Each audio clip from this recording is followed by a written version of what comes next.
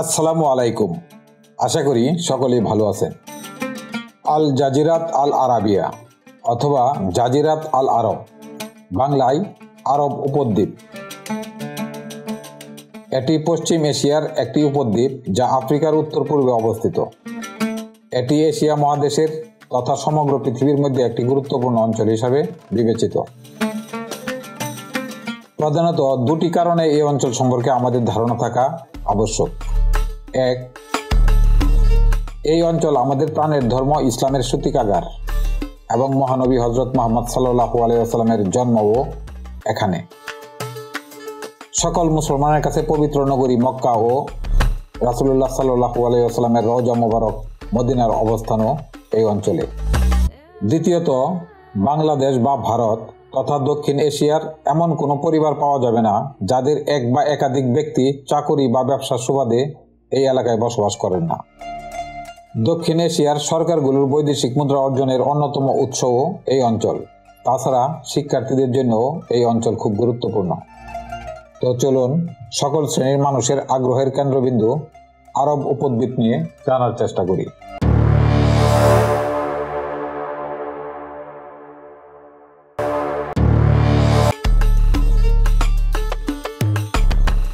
ভূতাত্ত্বিকদের মতে আরব উপদ্বীপের সৃষ্টি প্রায় 5 কোটি বছর আগে।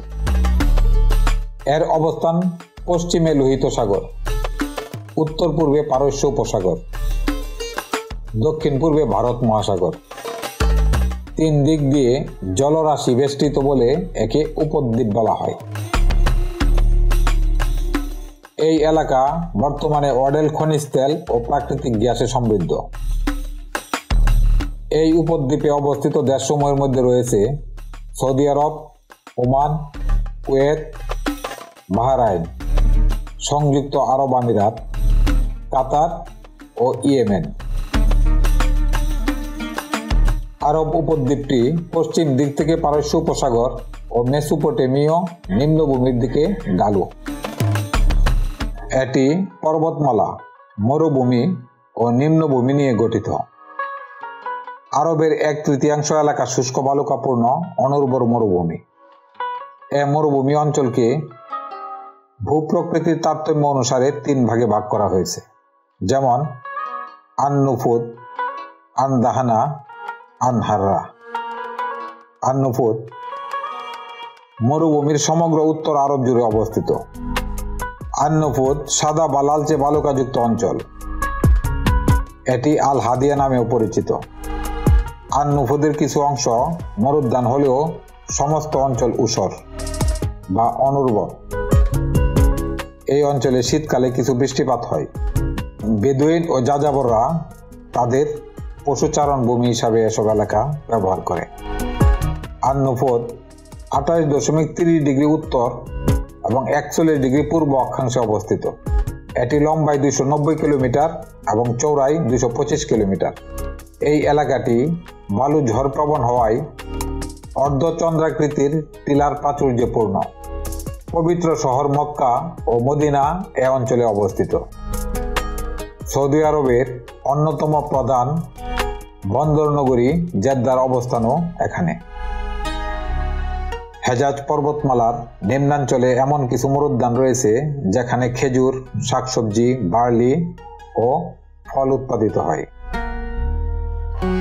গ্রিফিথ ইউনিভার্সিটির প্রফেসর ডক্টর ম্যাথিউ ডুডাল 2016 সালে আন-নুফুদে 85,000 বছরের পুরনো মানুষের আঙ্গুলের একটি জীবাশ্ম আবিষ্কার করেন, যা আফ্রিকা ও পূর্ব ভূমধ্যসাগরীয় অঞ্চলের বাইরে আধুনিক মানুষের প্রথম প্রমাণ প্রদান করে। এটি নিয়ে এখনো গবেষণা অব্যাহত রয়েছে। 2. আন-দাহানা। আন-দাহানা অর্থ হলো লাল ভূমি। এ অঞ্চলটি লোহিত বালুকাময় মরুভূমি নিয়ে গঠিত। উত্তরে নুফুদ হতে দক্ষিণে আল রাব আল খালি পর্যন্ত 600 মাইল এলাকা নিয়ে বিস্তৃত। এর পশ্চিম অংশ আল আহকাফ নামে পরিচিত। গ্রীষ্মকালে এ অঞ্চলটি শুষ্ক থাকে, বৃষ্টিপাত হয় না বললেই চলে। 3. আল হাররা। আরব উপদ্বীপের মধ্য ও পশ্চিমাংশে অবস্থিত ঢেউতুলা ও বিদীর্ণ লাভায় ঢাকা বেলে পাথরযুক্ত অঞ্চল হল আল হাররা। এখানে প্রচুর মৃত আগ্নেয়গিরির জ্বালামুখ লক্ষ্য করা যায়।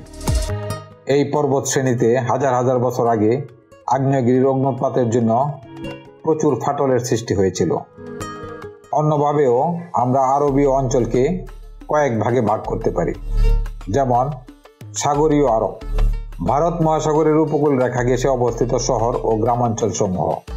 আধুনিক ইয়েমেন, ওমান এই অঞ্চলে অবস্থিত। মরু আরব, আরব উপদ্বীপের অভ্যন্তরভাগের যাযাবর অঞ্চল।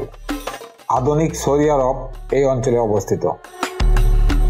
পেট্রা আরব, আধুনিক জর্দান। এই অঞ্চলটি একেবারে উত্তর পশ্চিমে অবস্থিত। এর অপর নাম হল নবতাউ রাজ্য। একসময় এখানে নবতাই সভ্যতার বিকাশ লাভ করেছিল। এটা পেট্রা সভ্যতা নামেও পরিচিত। পেট্রা একটা প্রাচীন সভ্যতা। পেট্রা নগরীর ইতিহাস নিয়ে আমাদের তৈরি একটা ভিডিওর লিংক ডেসক্রিপশনে দেওয়া আছে। আজ এ পর্যন্তই। সময় ও সুযোগ মতো আরব উপদ্বীপ নিয়ে আরো কিছু ভিডিও তৈরি করার চেষ্টা করব ইনশাআল্লাহ। চোখ রাখুন আমাদের চ্যানেলে। আল্লাহ হাফেজ।